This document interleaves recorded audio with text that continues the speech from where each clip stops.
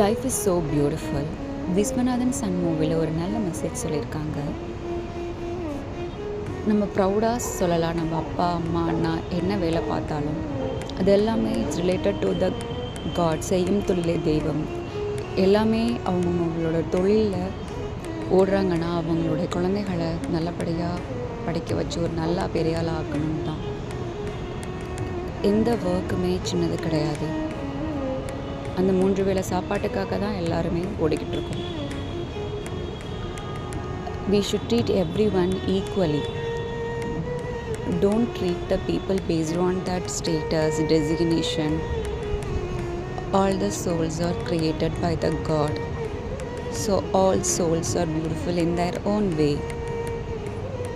Treat everyone beautifully. Humanity is more important. Thank you.